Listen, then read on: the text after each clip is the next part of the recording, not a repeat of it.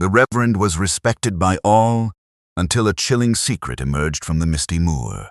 Welcome to Mystery Files. I am your host, Raven. Comment below and tell me where you're listening from tonight. I always enjoy reading your messages. Now, into the mystery. I had observed my friend stretched upon the settee, his long, nervous fingers joined beneath his chin, his eyes half closed, and his whole attitude expressing that peculiar impatience which possessed him whenever the world, for a season, failed to provide a problem worthy of his powers. The violin lay silent upon the chair beside him. The tobacco had gone cold in the Persian slipper, and the morning papers, after one contemptuous glance, had been dismissed to the floor. "My dear Watson," said he, without opening his eyes, "if crime continues upon its present level of stupidity, I shall be forced to take up botany." "You would find plants less deceptive than men," I answered. "On the contrary, plants are honest because they obey law. Men are tedious because they pretend not to." "Ah!" The exclamation was drawn from him by the entrance of Mrs. Hudson, who bore upon her tray a single envelope, large, square, and sealed with black wax. Holmes sat upright at once. I saw his glance pass over it with that rapid and almost inhuman concentration by which he appeared to absorb the smallest external facts without effort. "A country clergyman," said he. Mrs. Hudson stared. "The letter, sir?" "No, Mrs. Hudson, the writer. Or rather, the writer is not the clergyman, but writes concerning one. You may leave it." When the good woman had departed, I could not withhold my protest. "Really, Holmes, this is too much. The letter has not yet been opened. My dear Watson, you see but you do not observe. The envelope is of expensive paper but badly kept. Its lower edge has taken the damp. It has been carried some distance in an inner pocket by a man unaccustomed to London and fearful of losing it. The black seal bears not a family crest, but an impression made by a common mourning ring. The hand is legal, hurried, and agitated. The postmark is from Ashcroft, a small village on the edge of the western moors. A letter sealed in black wax from such a place, written in a lawyer's hand and sent urgently to me, concerns either an inheritance, a scandal, or a death. The faint outline of the word Reverend is visible where the ink has pressed upon the inner fold. I inclined to death. He broke the seal with his long forefinger and read. As he did so, the languor vanished from his face. His eyes sharpened. His lips drew into that thin, bloodless line which told me that the machine of his mind had begun its invisible work. "Ha! This has points." Decided points. "Listen, Watson." He handed the letter to me and I read the following. "Ashcroft Manor House, near Tavistock, Devon, November 17th, Mr. Sherlock Holmes, sir. I write at the urgent request of Sir Percival Ashcroft and of Inspector Bradstreet, who is at present in charge of a matter so singular that no ordinary explanation has satisfied those acquainted with the facts. Last night, shortly after midnight, the bell of St. Jude's Church rang 3 times across the moor. The church had been locked since evening service. The Reverend Septimus Hale, vicar of this parish for 21 years, was discovered an hour later in the vestry, senseless and near death, though no person could have entered or left without passing through doors found bolted from within. Upon recovering briefly, Mr. Hale spoke only these words. "He has come back by the north door." He then fell again into unconsciousness and has not since spoken. There are circumstances connected with the affair which I hesitate to place upon paper. They involve the late Lord Ashcroft, a missing parish register, and an accusation made 20 years ago against a man long believed dead. I beg that you come at once. The village is in terror and Sir Percival's household is in a condition of alarm approaching panic. I remain, sir, your obedient servant, Nathaniel Price. Solicitor, I confess that even then, before we had quitted London, the phrasing of that letter affected me strangely. There was nothing in it of melodrama, no attempt to heighten the mystery by ornament or exaggeration, yet its very restraint gave it force. A church bell ringing in the dead of night, a clergyman found behind bolted doors, an allusion to a man returned by a door no one had used. These things, placed against the lonely background of the moor, stirred in me that old mingling of dread and curiosity which so often preceded the most remarkable adventures of my association with Sherlock Holmes. Holmes had risen and was already consulting the railway guide. "Pack your bag, Watson. We leave from Paddington within the hour. You consider the matter serious.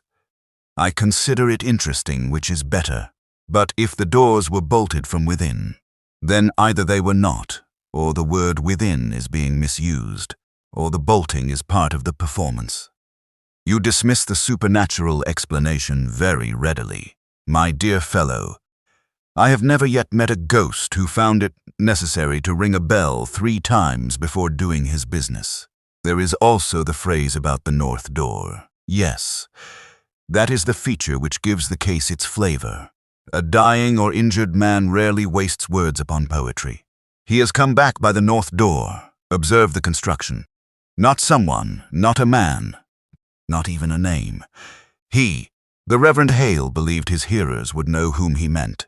A shared fear, Watson, that is always worth pursuing. Within the hour we had exchanged the stagnant murk of London for a railway carriage that bore us westward through a country growing gradually more bare and solemn. Holmes spoke little during the journey. Once, when I asked whether he had formed any theory, he smiled with irritating calm.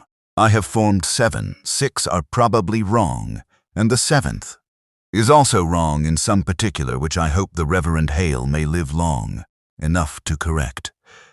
By late afternoon we had reached Tavistock, where a dog-cart awaited us under the charge of a groom whose face had the drawn and watchful expression of a man who has slept little and listened too much.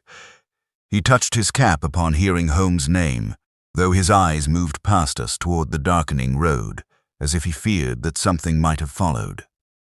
"It is 12 miles to Ashcroft, sir," says he. "Roads bad over the moor. Then we shall have the advantage of arriving in a proper atmosphere," Holmes replied.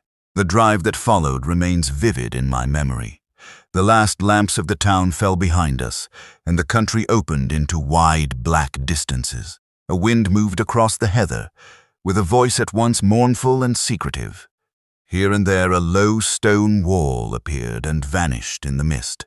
The horse tossed its head more than once, and the groom muttered to it with an uneasiness that communicated itself to me, despite my efforts at reason. At length, upon a rise of ground, we saw a cluster of lights below us. Beyond them, scarcely visible against the sky, stood the square tower of a church.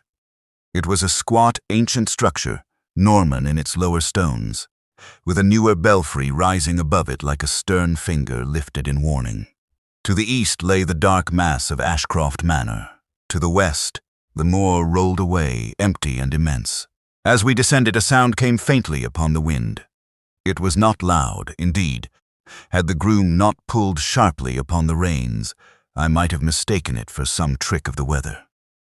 But then it came again, one deep note, shuddering across the village, followed by another, and then a third. The church bell. The groom crossed himself. "Lord preserve us," he whispered. Again. Holmes leaned forward, his profile keen against the fading light. "At what hour did it ring last night?" "Midnight, sir. And now?" "Not yet 6. "Excellent," said Holmes softly. "Our ghost keeps irregular hours." We urged the horse onward and reached the churchyard as several villagers were gathering at its gate. None crossed the threshold. Men stood bareheaded in the cold. Women clutched shawls about their faces. A child began to cry and was hurried away. At the church door, a stout, red-faced police inspector was struggling with a ring of keys under the direction of a thin gentleman in morning dress, whom I took to be Mr. Nathaniel Price. The inspector turned as our cart approached. "Mr. Holmes, glad you're here. I'm Bradstreet. There's the devil's own business in this place." "I have always found," said Holmes, stepping down, "that the devil is an excellent scapegoat for human carelessness." Bradstreet flushed, but before he could answer, Mr. Price came forward, wringing his gloved hands. "The bell rang, Mr. Holmes. We all heard it.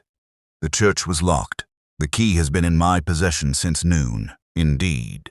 Holmes' eyes had moved at once from the solicitor's face to the tower, from the tower to the church door, from the door to the ground beneath our feet. The soil of the churchyard was soft from recent rain. Several villagers had trampled it near the gate, but the path to the north side of the church lay less disturbed. "Has anyone entered since the bell sounded?" Holmes asked. "No one," said Bradstreet. "I waited when I heard you were on the road, a wisdom for which I am indebted to you." Watson, kindly remain close and touch nothing. The great key turned with difficulty. The church door groaned open, releasing a breath of air cold enough to make the candles near the altar tremble, though none had yet been lit. The interior was dim, the high pews forming black channels toward the chancel. Somewhere above us, unseen in the tower, a rope creaked faintly. Holmes took 2 steps inside and stopped. "Inspector," said he, "your men have been here since last night." "Yes, and searched thoroughly, every corner." "Then perhaps they can explain why there is fresh candle grease upon the 3rd pew from the back, when the church has been closed since morning." Bradstreet opened his mouth and shut it again. Holmes passed on. His thin figure seemed to lengthen in the gloom as he moved noiselessly over the stone floor. I followed with Bradstreet and Price behind me, the latter breathing so heavily that more than once I turned in annoyance. We reached the vestry door. Its bolt, a heavy iron thing, was drawn back now, but Bradstreet showed us how it had been found fastened upon the inside. The room beyond was small, lined with cupboards and smelling of damp wool, old paper, and extinguished wax. A narrow window, barred and scarcely lit large enough to admit a child, looked out toward the north side of the churchyard. "This is where Reverend Hale was found?" I asked. Bradstreet nodded. "On the floor there, beside the register table." Holmes was already on his knees. The table stood against the wall, and upon it lay several parish books, neatly stacked. One space among them was conspicuously empty, marked by a pale rectangle where dust had not settled. "The missing register," said Holmes. "Yes," replied Price.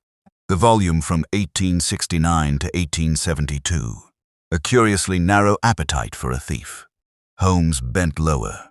Beside one leg of the table was a smear of reddish clay, not more than 2 inches long.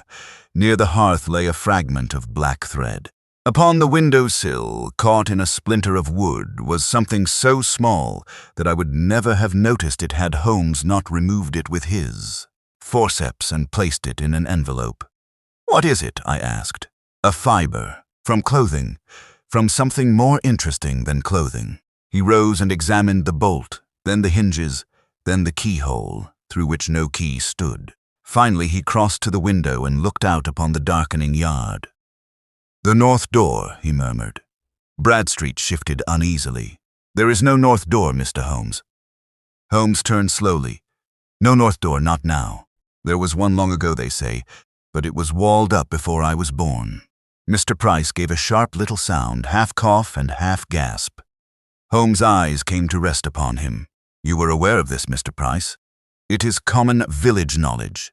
Common knowledge is often the last refuge of uncommon facts. Show me the place." We went outside by lantern light. The wind had freshened, driving tatters of mist between the leaning gravestones. On the north wall of the church, almost hidden by ivy and lichen, one could trace the faint outline of a former doorway. An arch of older stone filled in with rough masonry. At its base the earth was soft. Holmes knelt again, holding the lantern low. There, pressed into the damp soil before the sealed doorway, was a single footprint. It was narrow, clean-edged, and unmistakably recent. Yet what struck me most was not its presence, but its direction. The toe pointed toward the wall, as though some person had walked up to that blind stone entrance and gone no farther. Bradstreet gave a short laugh of relief. "Well, there's your man." He came this way and turned back. "No," said Holmes. The inspector stared. "No." Holmes rose, and in the lantern glow his face had assumed that expression of fierce delight which I knew so well. He did not turn back. That is precisely the difficulty. But there is only the one print. Exactly. The wind passed over the moor and carried the bell rope's faint creak from the tower above us. Holmes looked from the footprint to the sealed north door, and then out across the desolate sweep of Ashcroft Moor. "Watson," said he, "unless I am greatly mistaken, we have arrived not at the beginning of this affair, but at the middle of one that began 20 years ago." At that moment, from the manor across the village, there came the sudden sound of a woman's scream. The cry, so sudden and shrill upon that lonely air, had an effect upon the little group more powerful than any argument. Mr. Price clapped a hand to his breast. Inspector Bradstreet swung round with an oath beneath his breath, while Holmes, whose face had been bent over the mysterious footprint, straightened himself with that alert rigidity which in him was the signal of instant action. "The manor," said he. Before another word could be spoken, he had seized the lantern from Bradstreet's hand and was moving rapidly between the graves. I followed at his heels, stumbling once upon a sunken stone, while the inspector and the solicitor came after us as fast as their heavier steps. Aloud, the villagers at the gate fell back before us, their pale faces turned toward Ashcroft Manor, whose upper windows glowed dimly through the mist like the eyes of some watchful creature crouched upon the hill. The house itself was of great age, built partly of grey stone and partly of later brick, with a long front, narrow windows, and a porch overhung by ivy so thick that it seemed to be slowly dragging on the structure back into the earth. A servant stood in the open doorway, white-faced and trembling, and from within came the confused murmur of frightened voices. "What has occurred?" cried Bradstreet. "It is Miss Ashcroft." "Sir," stammered the man, "she saw him." "Saw whom?" asked Holmes. The servant looked past us into the mist. "The Reverend, sir, or his ghost." Holmes made no reply, but passed into the hall. It was a lofty, somber chamber panelled in black oak, its walls hung with portraits, whose painted eyes appeared to regard our entrance with aristocratic disapproval. At the foot of the staircase stood a young lady supported by an elderly woman in grey silk. She was very pale, and one hand was pressed tightly against her throat, but she was making an evident effort to master herself. Near the hearth stood a tall gentleman of 60 or more, spare, hawk-nosed, and magnificently dressed, though his face was drawn with anxiety. This, I learned at once, was Sir Percival Ashcroft. Beside him, with folded arms and a countenance more impatient than alarmed, lounged a broad-shouldered young man whom the baronet introduced as his nephew, Mr. Lionel Ashcroft. "My daughter has been disturbed by some foolish fancy," said Sir Percival, with the air of one determined to command not only his household but the facts themselves. "I regret, Mr. Holmes, that you should have been summoned from the church by a woman's nerves." "Women's nerves," said Holmes mildly, "are often more faithful witnesses than men's explanations. Miss Ashcroft, will you permit me?" The young lady raised her eyes to his. She possessed that refined and fragile beauty which seems less a matter of color than of expression. Her dark hair had partly fallen loose, and there was in her gaze not merely terror, but a deep distress which touched me more than any display of hysteria could have done. "I was in the West Gallery," she said. "I had gone there for air. The house felt close. I looked toward the churchyard. There was mist moving between the stones, and then I saw a figure standing by the north wall of St. Jude's." "The sealed door?" asked Holmes. "Yes. At first I thought it was one of the villagers. Then he turned his face toward the manor." "And you recognized him?" She shuddered. "It was Mr. Hale." A silence followed. The old woman in grey silk tightened her arm about the girl, while Sir Percival struck his hand upon the mantelpiece. "This is impossible. Reverend Hale lies upstairs in the blue chamber, watched by Dr. Merivale himself." "Then," said Holmes, "we are fortunate.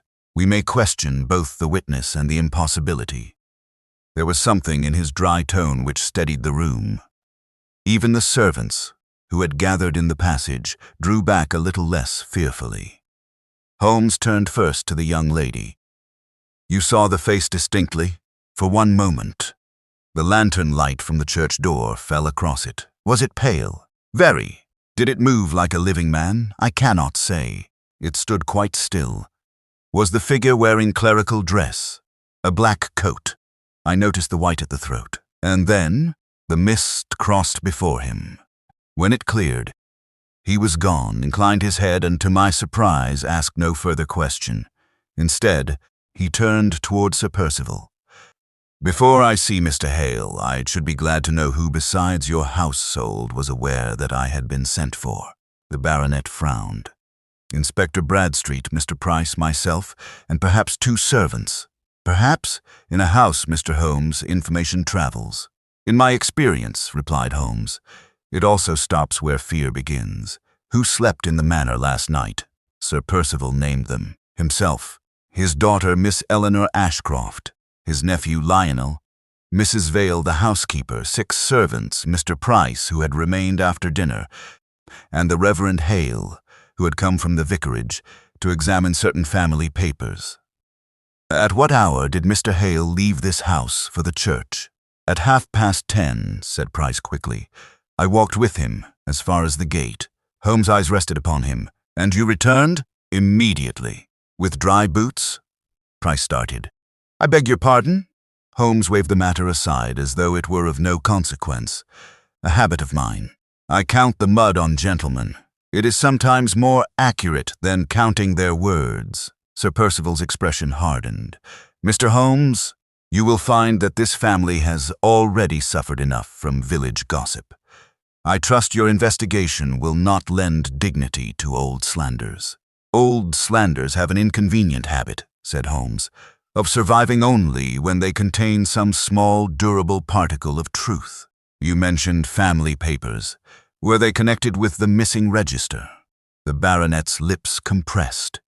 "That volume contains entries from a troubled period in this house. Nothing more." "And the man believed dead?" No one answered. The fire cracked sharply in the grate. It was Lionel Ashcroft who broke the silence. His name was Abel Kersey, a groom. He was accused of stealing plate and forging a marriage entry in the parish register. He vanished on the moor 20 years ago, and the village has made a ghost of him ever since." "Ah," said Holmes softly. "A groom, a forged entry, and a vanished register Watson. You perceive the domestic charm of country life." Sir Percival gave his nephew a look of anger, but the young man met it with a shrug. "You may as well tell him," said Lionel. "He will know it all before supper." Holmes smiled faintly, then requested to be shown to the Reverend Hale. We ascended a broad staircase whose banisters were polished by generations of Ashcroft hands, and were led into a bedchamber overlooking the church. The clergyman lay propped among pillows, his face waxen, his breathing shallow but regular. Beside him sat a compact, capable man with keen gray eyes and a black medical bag. Dr. Merivale rose when we entered. "He cannot be questioned," said he at once. "Not without risk." "I shall not question him unless he questions us," Holmes replied. "Has he spoken again?" "Only once, about 20 minutes ago." The doctor hesitated. "Pray continue." He said the bell was not for the dead. Nothing more. Holmes' face did not change, but I saw his fingers tighten upon the rim of his hat. "The bell was not for the dead," he repeated. "Did he appear conscious?" "Partly. His eyes were open, but I doubt whether he knew where he was." Holmes moved to the bedside and looked down at the unconscious man with an expression almost gentle. Reverend Hale was perhaps 55, though illness and shock had aged him terribly. A bruise darkened one temple, and his right hand, lying upon the counterpane, was clenched as if even insensibility had not wholly relaxed its final effort. Holmes bent over that hand. "Doctor, was this examined?" "For injury, yes. For contents." Dr. Merivale looked surprised. With care, Holmes opened the stiffened fingers. From the palm there fell a minute object, no larger than a seed, which rolled once upon the white sheet and stopped. It was a small bead of blue glass. Miss Eleanor, who had followed us silently to the doorway, gave a faint gasp. Holmes picked up the bead and held it to the lamp. "You recognize it, Miss Ashcroft?" She answered in a whisper. It is from my mother's rosary, but that was buried with her 15 years ago. Holmes placed the bead carefully in an envelope beside the fibre he had taken from the church window. Indeed, said he. Then this house has not one ghost, but two. The words, quietly spoken though they were, passed through the chamber like a draught. Miss Eleanor drew back until her shoulder touched the doorpost. Sir Percival's face became a shade more rigid, while Dr. Merivale, who had the practical man's impatience of anything which could not be weighed or measured, gave a short sound of disbelief. "A bead from a rosary proves nothing supernatural, Mr. Holmes," said he. "On the contrary, Doctor, it proves that we need not trouble the supernatural at all. Ghosts, in my limited experience, do not shed beads. Living persons do." Sir Percival's hand came down heavily upon the carved back of a chair. My wife's grave was sealed. I will not have such suggestions made in my house. Holmes turned his eyes upon him with that cool directness which few men could endure without uneasiness. "I have made no suggestion, Sir Percival. I have merely received one from the Reverend Hale's own hand." There was no answer to this, and for some moments the only sound in the room was the clergyman's shallow breathing and the occasional tapping of rain against the window. Holmes stepped to that window and looked down toward the churchyard. The sealed north doorway was not visible from where we stood, but the tower rose blackly beyond the trees, and the mist still moved in thin pale bands among the stones. "Miss Ashcroft," said he, without turning, "from which window did you see the figure?" "The west gallery, Mr. Holmes." "Kindly show it to me." Sir Percival made as if to object, but Holmes had already passed him. I followed with Miss Eleanor, Inspector Bradstreet, and Lionel Ashcroft, while Mr. Price remained upon the landing in visible hesitation before joining us at a distance. We went along a corridor whose walls were hung with faded hunting prints and miniature portraits. At the end, narrow stair led to a long gallery running across the western face of the manor. Its windows, set deep in the stone, looked directly over the church and the sloping ground between. Holmes opened the central casement and leaned out. The wind threw rain upon his face, but he remained motionless, measuring with his eyes the distance, the angle, and the line of sight. Then he held out his hand. "Your lantern, Inspector." Bradstreet gave it to him. Holmes placed it first upon the floor, then upon the sill, then held it at shoulder height outside the window. "Miss Ashcroft, when you saw the figure, where was the light?" "At the church door, I think. There were men there. I remember a glow upon the mist." "And the face was illuminated?" "Yes. From below, I cannot be certain." Holmes drew back and closed the casement. One should always be certain of the source of light before trusting the evidence of the eyes. Shadows are among the cleverest liars in England. Lionel Ashcroft laughed softly. "You mean my cousin saw some yokel and made a parson of him?" "I mean only that fear completes many portraits which mist has begun." Miss Eleanor colored, but not with anger. There was, I thought, relief in her expression, as though she wished to be persuaded that her own senses had betrayed her. Holmes, meanwhile, had crossed the gallery and stood before a small cabinet of dark wood, upon which rested several family relics: a silver snuff-box, a broken hunting crop, a pair of miniature pistols, and an oval portrait of a woman in a high lace collar. Beside the portrait lay a narrow strip of velvet, empty save for a faint indentation, where some object had long reposed. "Your mother?" Holmes asked. "Yes," said Miss Eleanor. "Lady Margaret Ashcroft, and the rosary. It was kept there until her death.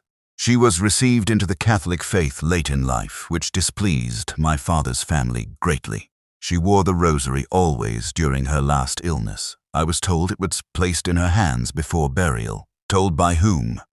She looked uncertainly toward Sir Percival, who had followed us no farther than the gallery door. "By Mrs. Vale, the housekeeper." "Ah, Watson. Pray note Mrs. Vale." "I am becoming a ledger," I murmured. "A useful destiny," said Holmes. He lifted the portrait and examined the dust upon the cabinet behind it. Then he replaced it with care and turned to Lionel. You were in the house when the bell rang this afternoon. In the billiard room. Alone? Yes. Playing billiards alone is a melancholy occupation. I was not playing. I was smoking. An occupation sometimes even more melancholy. Did you hear the bell? Everyone heard it. And did you come at once? I came when the servants began shrieking. Yet you did not go to the church. Lionel's eyes narrowed. Neither did Sir Percival. I shall ask Sir Percival in turn.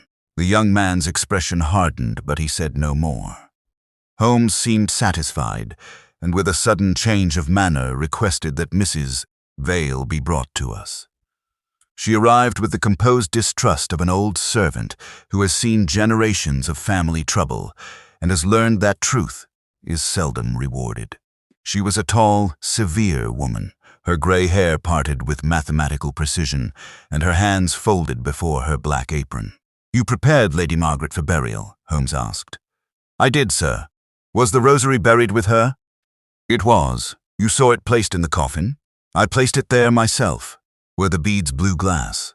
Blue Venetian glass, sir. Her ladyship bought it in Rome. Was any bead missing? No, sir. Holmes regarded her keenly. You answer as one who remembers. I remember all that concerned her ladyship. And Reverend Hale? For the first time Mrs. Vale's composure altered. It was the smallest contraction about the mouth, but Holmes saw it. What of him, sir? He came here last night to examine papers. Did he often do so? Not often, but before. Sometimes when Sir Percival required parish dates. Which dates? I would not know, sir. A housekeeper who does not know is rarer than a bishop who does not dine. Be precise. A faint flush rose in the woman's face. There had been talk of the old marriage entry. Abel Kersey's forged entry, if it was forged. Sir Percival stepped forward sharply. Mrs. Vale. The woman bowed her head, but the words had been spoken.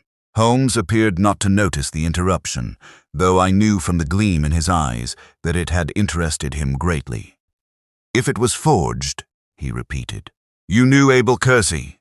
I knew him as all in the house knew him. He was head groom. An honest man. Mrs. Vale hesitated. He was liked by the servants. That is not always the same thing, but it is often better evidence.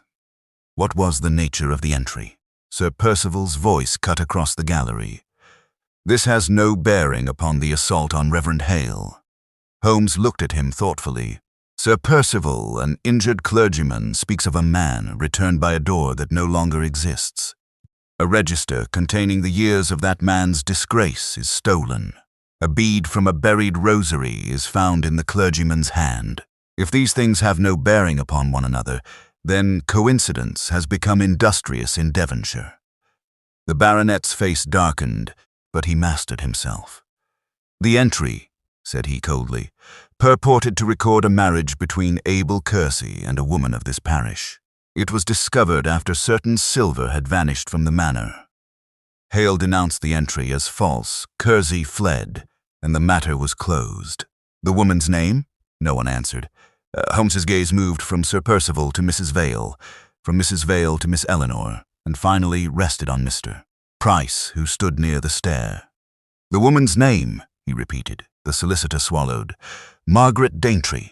Miss Eleanor gave a slight cry. My mother! Before she became Lady Ashcroft, said Price miserably. The effect of this revelation was extraordinary. Miss Eleanor stood motionless, as though the life had gone out of her face. Lionel Ashcroft stared at his uncle with something like triumph, while Sir Percival's hand trembled upon his cane. It was a lie, he said. A servant's revenge, a vile invention to stain a lady's name. Possibly, said Holmes. Yet someone has risked much to remove the page which might prove it so. He turned abruptly and descended the stair, moving with such speed that we were forced to hurry after him. Instead of returning to the sick room, he crossed the hall and passed through a side door into the rain. A gravel path led toward a small stable yard. There, beneath a dripping eave, stood a row of boots and outdoor shoes belonging, as the servant informed us, to the gentleman and staff. Holmes dropped to one knee with the eagerness of a hound finding scent. Inspector, said he, you observed the print by the north wall. I did. Then observe these." He lifted one boot after another, comparing width, heel, and sole. Lionel watched with open amusement. Sir Percival with offended dignity, Mr. Price with increasing discomfort. At last Holmes held up a narrow boot of black leather, its sole carefully wiped, but not so perfectly clean that the red clay had disappeared from a crack near the heel. "Whose boot is this?" No one spoke until the servant answered in a low voice. "Mr. Price's, sir." The solicitor's face went grey. "That is impossible. I have not been near the churchyard since noon." Holmes's smile was very thin. "My dear Mr. Price, I did not say that you had. I merely observed that your boot has." At that instant a shout rose from the direction of the church. One of Bradstreet's constables came running through the rain, waving his cap. "Inspector, the vicarage, sir. The vicarage has been broken into, and there's blood upon the study floor."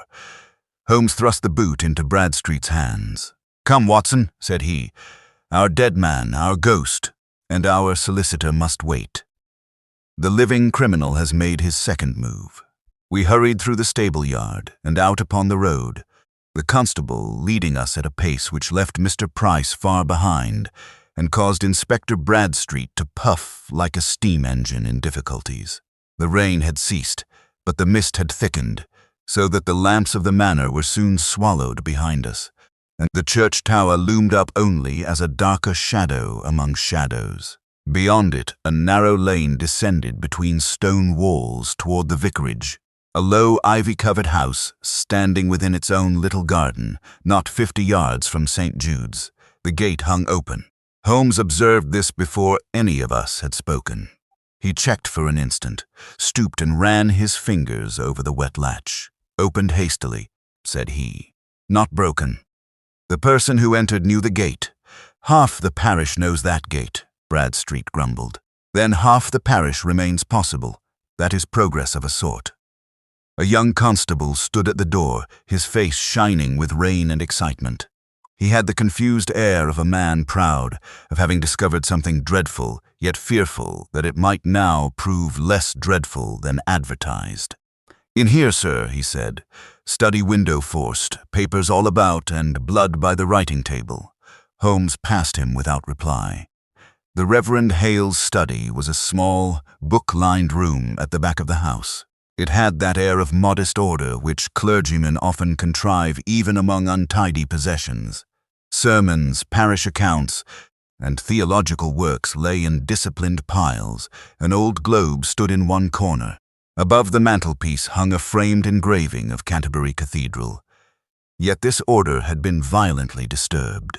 The drawers of the writing table were pulled open, papers scattered across the rug, and one chair overturned. Near the desk, dark upon the faded carpet, lay several drops and one broader smear of blood. Bradstreet gave me a look of grim satisfaction. "There, Doctor. No village fancy this time." I knelt at once, for my professional instincts were aroused. The blood was fresh, though not abundant. There was no sign of a body having lain there, nor any trail toward the door. Holmes, meanwhile, had gone first not to the blood but to the window. Its lower sash was raised 2 inches, and the catch had been bent. "Forced from outside?" asked Bradstreet. Holmes made no answer. He lifted the lamp and examined the sill, then the floor beneath it. A pot of geraniums stood there, its soil disturbed, though the plant itself remained upright.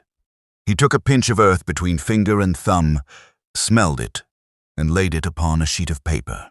"Have you found the weapon?" asked the inspector. "I have not yet found the crime," said Holmes. Bradstreet stared at him. "Blood on the floor and a smashed room. An excellent arrangement for alarming constables.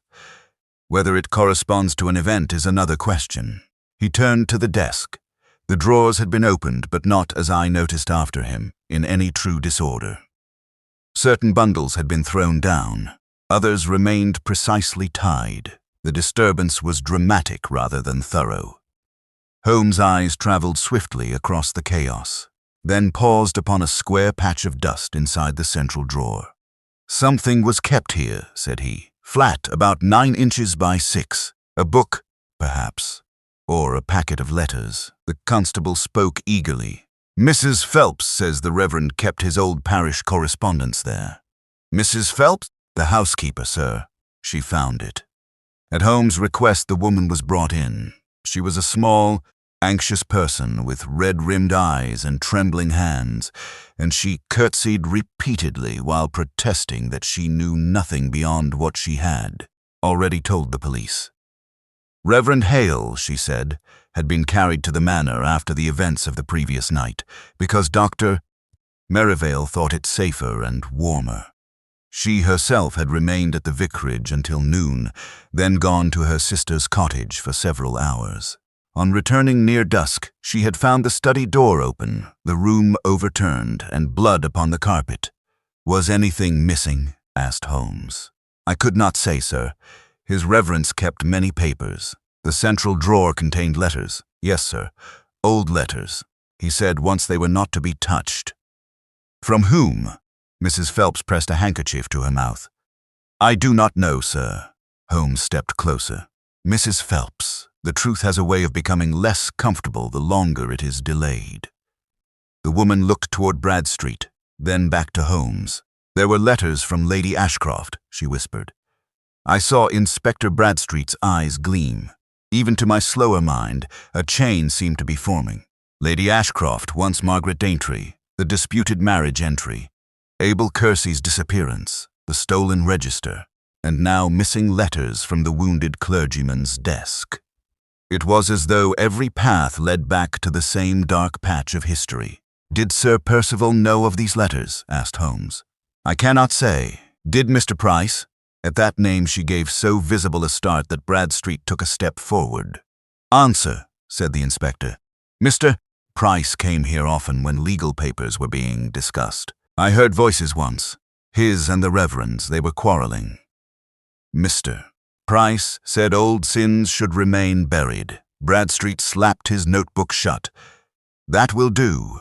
We shall have a word with our solicitor, Holmes. However, appeared less impressed than the inspector desired. He had taken from the desk a paper knife of ivory, upon the edge of which was the faintest brownish mark. After examining it through his lens, he laid it aside. Not the source, he murmured. The source of what? I asked. Of the blood, Watson. A cut made with that would leave a clean edge. This blood has been dabbed, not spilled. Dabbed with deliberation. Bradstreet frowned. You think the break-in staged?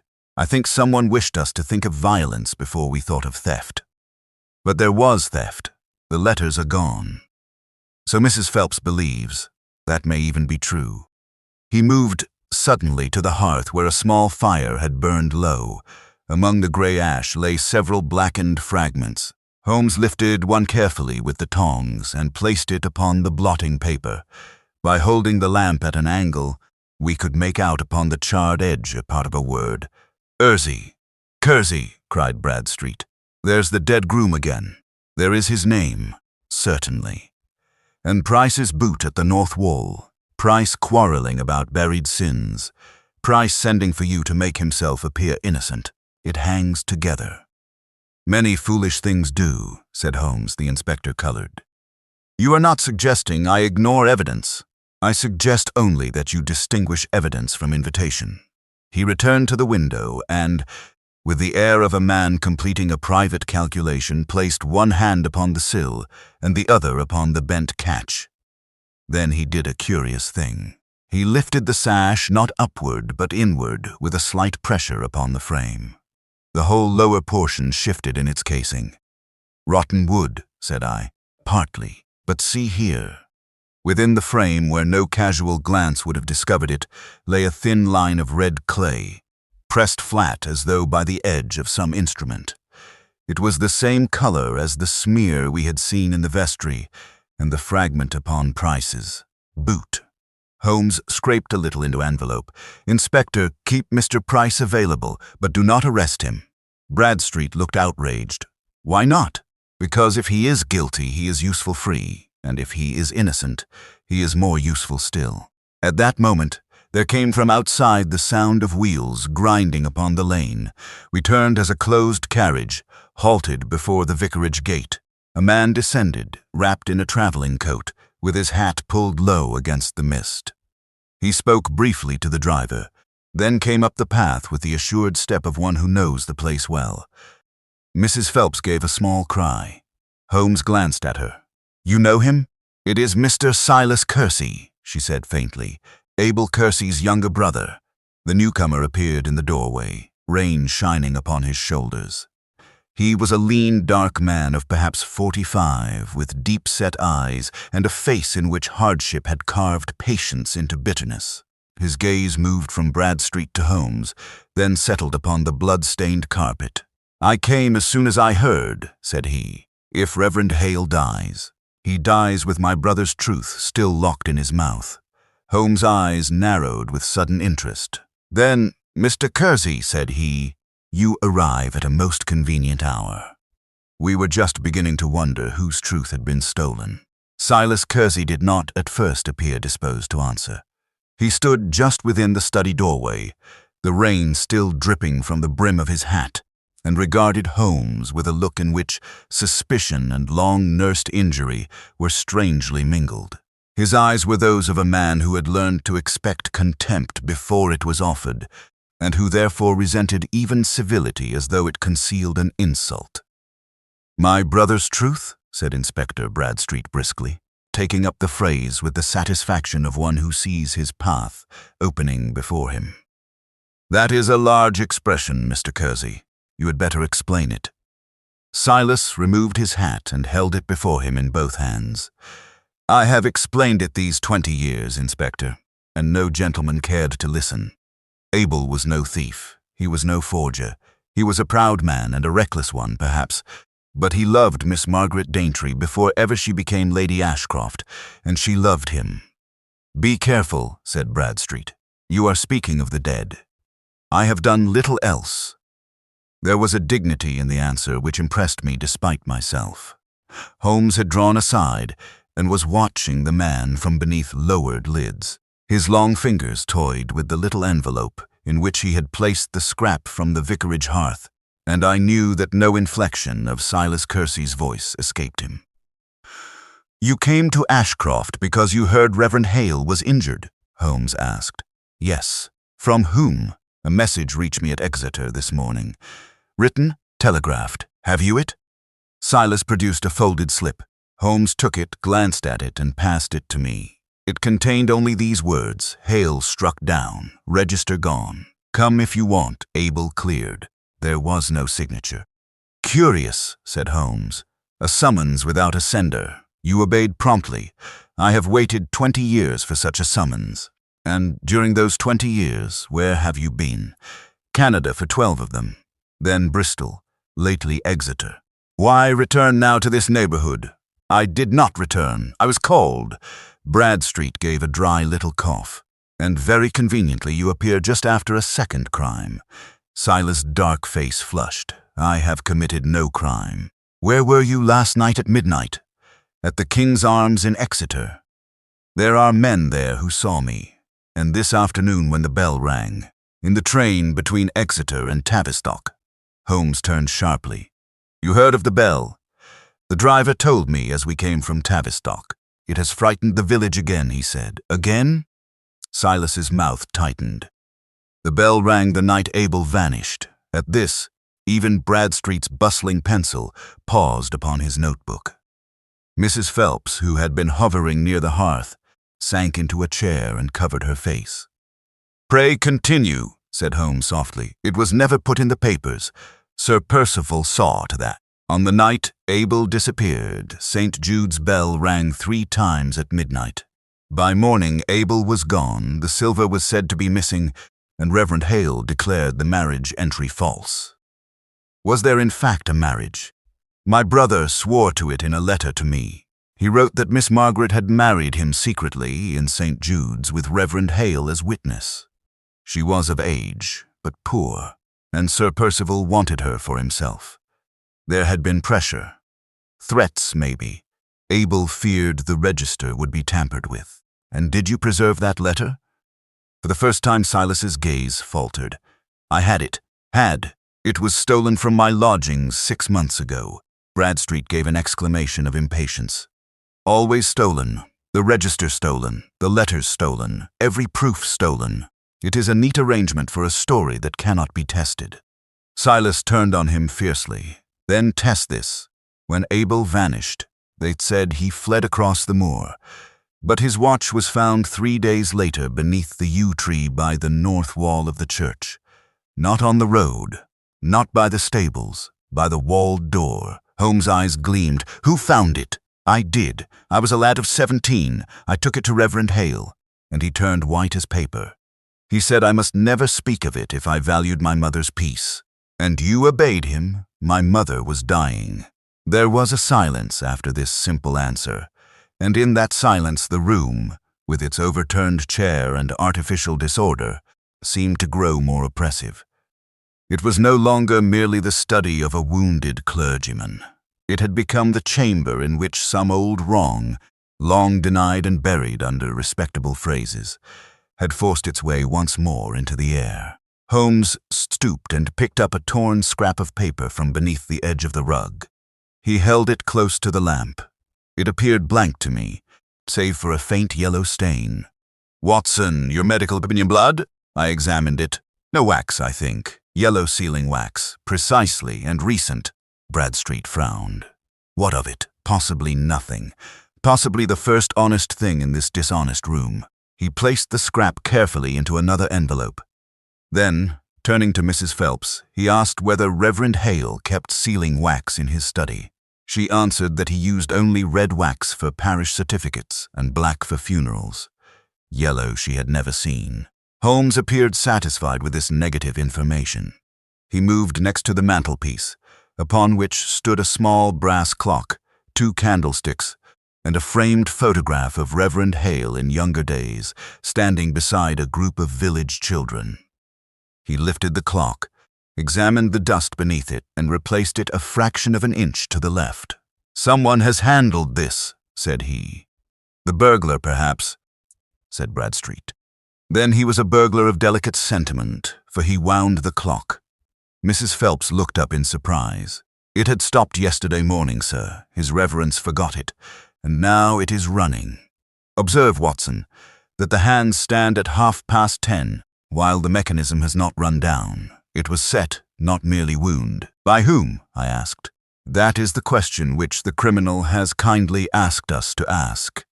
Before Bradstreet could express his frustration, heavy steps sounded in the passage, and Mr. Nathaniel Price entered, breathless, damp, and visibly distressed.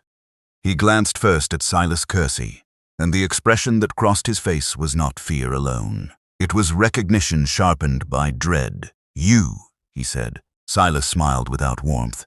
"Yes, Mr. Price. Still alive, as you see. It runs in the family, perhaps." Price turned hurriedly to Holmes. "Mr. Holmes, I must protest against the suspicion placed upon me. My boot may have been taken. Any servant might have used it. I have enemies in this village because I hold unpleasant confidences." "Family confidences?" Holmes asked. "Professional confidences. Those are usually the same thing in country houses." The solicitor drew himself up, but his dignity was damaged by the mud upon his trousers and the nervous twitching of his gloved hands. "I came to assist, not to be insulted." "You came," said Holmes, "because you feared what might be found before you arrived." Price went pale. Bradstreet, encouraged, stepped nearer.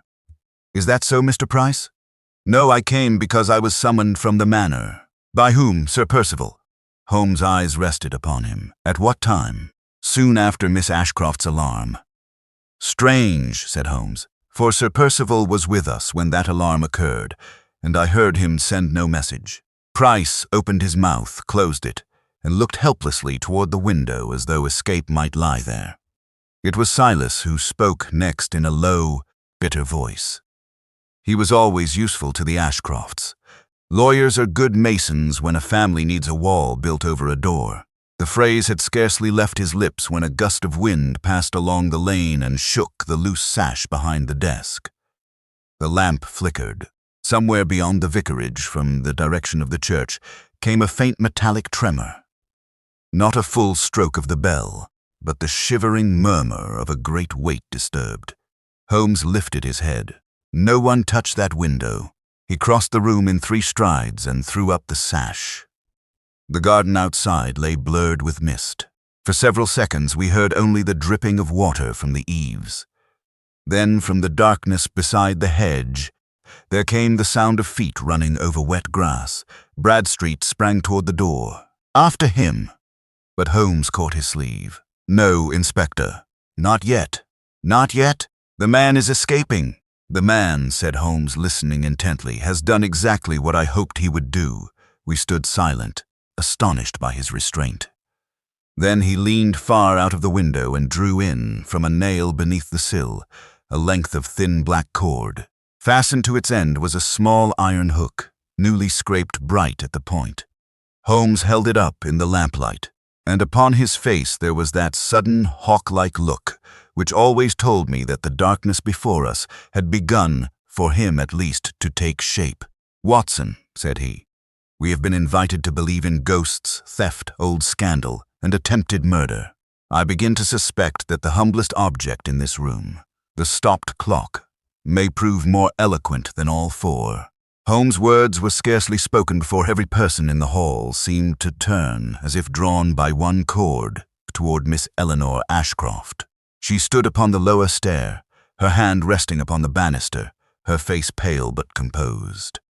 There was something in her attitude, a quiet dignity, inherited perhaps from that unhappy mother, whose name had risen like a spectre in every room we entered, which made the crude threat upon the paper appear more monstrous. Sir Percival moved to her side with surprising speed. "She shall not stir from this house, for once," said Holmes. "I agree with you in sentiment, though not in method. The demand is not meant to be obeyed. It is meant to make us prevent obedience in the wrong place." Bradstreet looked bewildered. "Then what is to be done?" "What should have been done from the first," said Holmes. "We shall stop following apparitions and compel the living man to walk in daylight." Within 10 minutes, Holmes had arranged matters with a precision which admitted no protest. Miss Eleanor's was taken to the Blue Chamber under Dr. Merivale's charge, with a constable outside the door. Sir Percival was ordered, rather than requested, to remain in the library. Mr. Price, whose face had the color of ashes, was placed in the morning room under Bradstreet's eye. Silas Kersey was told to accompany us, though Holmes warned him that any private revenge would turn truth into tragedy. Then, to my astonishment, Holmes announced that he and I would go alone to the church. "Alone?" cried Bradstreet. "After that note?" "My dear Inspector, the note has already done its work. It has drawn every eye toward the manor. Therefore, the next movement will be elsewhere." He took from his pocket the old vestry key found beneath the geranium pot, the copied marriage entry, the black fiber from the vestry window, the blue bead, and the fragment of yellow wax. He placed them in a row upon the hall table, as a conjurer might display harmless objects before making them terrible. "Watson," said he, "bring your revolver. I trust to reason, but I have never despised insurance." The churchyard lay under a thin white mist when we reached it. The moon had risen behind broken clouds, giving to the gravestones an appearance at once peaceful and accusing. Holmes did not enter by the main door, but led me round to the north wall, where the outline of the ancient doorway showed beneath the ivy. There he knelt, pressed his hands along the stones near the base, and gave a low exclamation of satisfaction. "Observe, Watson." The Reverend spoke truly. Not sealed below, the doorway was walled above, but beneath it an old burial passage remains. Country churches are full of such architectural deceits. This masonry has been disturbed within the year. With the aid of a knife and a short iron bar which he had taken from Bradstreet's constable, he loosened a flat stone partly hidden under moss. A breath of damp, stale air rose from the black opening beneath. "My dear Holmes," I whispered. "Yes, our north door has not served feet, but hands." The single footprint pointed inward because the man stood there while lowering or raising some object through this hole. He did not need to pass through the wall. His secret did. We descended with difficulty into a low passage, scarcely high enough for a man to stoop through. It ran beneath the church wall and emerged, after 20 yards, below a broken slab in the vestry floor, concealed by a threadbare mat. Here was the explanation of the bolted room. A man could enter the vestry unseen, strike down Reverend Hale, bolt the door from within to create impossibility, and depart below. The bell, too, had been managed by a black cord, passing through the tower's service shaft. Its fiber matching the strand Holmes had taken from the window. Yet Holmes did not smile. His face was grave. "Clever," said he, "but too theatrical. The bell, the ghost, the forged signs of burglary. These are the inventions of a frightened intelligence, not a criminal genius. He has been driven from concealment into display." We had scarcely emerged into the vestry when a faint sound reached us from the passage, the scrape of stone upon stone. Holmes blew out the lantern. In the darkness, I felt his hand upon my arm. A dim glow appeared below the broken slab. Someone was coming through the old passage. A head rose, then shoulders. The figure carried a small lantern and a bundle wrapped in cloth. As he climbed into the vestry, Holmes stepped forward and relit our lamp. "Good evening, Mr. Price," said he. The solicitor froze as though the light had turned him to stone. For a heartbeat he made no movement. Then his eyes darted toward the door. "It is bolted," said Holmes. "Naturally, you taught us the trick." Mr. Price's courage, never robust, collapsed entirely. He sank upon the nearest chair and covered his face. "I did not mean to kill Hale," he groaned. "I swear it." He struggled. "He would not give up the papers." "Nor is he dead," said Holmes. "That mercy remains to you. Unwrap the bundle." Price obeyed with shaking hands. Within the cloth lay the missing parish register, several letters tied with faded blue ribbon, and an old rosary from which one bead was missing. When Bradstreet and Silas Kersey, summoned by Holmes's signal, entered minutes later, the whole truth lay before us in plain evidence. The inspector would have seized the solicitor at once, but Holmes raised a hand. "Permit me a few words, Inspector. The matter is not merely a theft, but a history." He turned to Silas. "Your brother Abel did secretly marry Margaret Daintree. Reverend Hale performed the ceremony in this church, using the north passage to admit them unseen, for the Ashcroft household watched the girl closely. The entry was made in the register. Later, Sir Percival discovered the affair. Whether by threat, persuasion, or the weakness of a frightened young woman, Margaret was induced to deny the marriage and become Lady Ashcroft.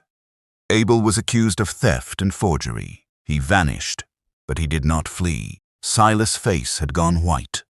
"What became of him?" Holmes' eyes softened by a degree. "That, I fear, Reverend Hale can tell only in part, but this much is clear. Abel came to the north door on the night the bell rang 20 years ago, summoned by someone who promised to restore his wife or clear his name. He disappeared there. The watch you found beneath the yew tree was not chance. Hale knew more than he dared reveal. His later life became a penance. Sir Percival, brought under guard from the manor, stood rigid beside the vestry door. "You accuse me?" "I accuse you of moral cowardice," said Holmes. "The law may decide whether it was more, but tonight's crimes belong to your solicitor." Mr. Price held the Ashcroft papers. He knew of the old passage from estate plans. He knew that Lady Margaret's letters to Hale, preserved at the vicarage, proved the secret marriage and the later pressure put upon her. When Hale, at last resolved to confess and sent for me, Price acted. Price lifted his ruined face. "Sir Percival would have been destroyed." "No," said Holmes coldly. "Truth would have been restored. There is a difference known to honest men," he continued, now in the tone with which he later made all darkness orderly. The bell was rung to revive the old terror and suggest Abel Kersey's ghost. Hale was attacked in the vestry, and the register removed. The room was bolted from within, because Price escaped through the passage. The single footprint at the north wall was left when he lowered the stolen register into hiding. The blue bead came from Lady Margaret's rosary, which Price took from the old family cabinet years ago, when settling her effects, believing it might one day be useful in proving or suppressing. The story, Hale tore a bead from it in the struggle. "And the vicarage?" I asked. "Staged. The blood was dabbed, not spilled. The clock was set to 10:30 to mislead us towards the hour Hale left the manor. The yellow wax came from Price's own legal packets. He burned fragment bearing Kersey's name to deepen the false trail. His boot carried red clay because he had used the north wall passage, yet he overreached himself. He sent for me to appear innocent, then feared what I might discover. Such men often invite the detective, and then spend the rest of the night regretting their hospitality. And the note demanding Miss Eleanor, said Bradstreet. A desperate diversion. He wished us to guard the girl and neglect the church, so that he might recover the register and letters from the passage before I found them. Sir Percival said nothing. His pride had deserted him at last, and in its place was the hollow look of a man who sees not only exposure, but the collapse of a life built upon concealment. Silas Kersey took up the register with trembling hands, and when he saw the old entry, written in Hale's unmistakable hand, he bowed his head. My brother was her husband, he whispered. Holmes did not disturb him. By morning, Reverend Hale had recovered strength enough to confirm the main particulars. Abel Kersey, he said, had been drawn into a confrontation at the North Passage 20 years before, and had vanished after a violent quarrel with Sir Percival's men. Whether he had perished on the moor or been carried secretly away was never proved. But his name, at least, was cleared. Lady Margaret's letters showed a heart broken between love, fear, and duty. Miss Eleanor read them alone and emerged with tears, but also with a steadiness I had not seen in her before. Price was taken under arrest for the assault upon Hale, theft of the register, and the subsequent attempts to obstruct the investigation. Sir Percival survived public disgrace, though I heard later that he left Ashcroft Manor within the year and lived abroad in bitter seclusion. Silas Kersey remained long enough to place a modest stone by the north wall, not as a grave, but as a witness. On our journey back to London, Holmes was unusually silent. The Devonshire moor rolled past the carriage window under a pale winter sun, its terrors reduced by daylight, yet not wholly banished. You have solved it brilliantly, said I at last. Holmes shrugged. I solved nothing that was not written plainly enough. The bell, the bead, the boot, the wax, the clock. Each spoke in turn. It was the people who lied. And Reverend Hale, a weak man who became brave too late. That is not uncommon, Watson. Yet late courage is still courage. He leaned back and closed his eyes. As for ghosts, I have observed that they trouble families most when the living have behaved badly. With that he relapsed into silence, and I, looking out upon the vanishing moor, felt once more that strange admiration which so often attended the close of my friend's investigations.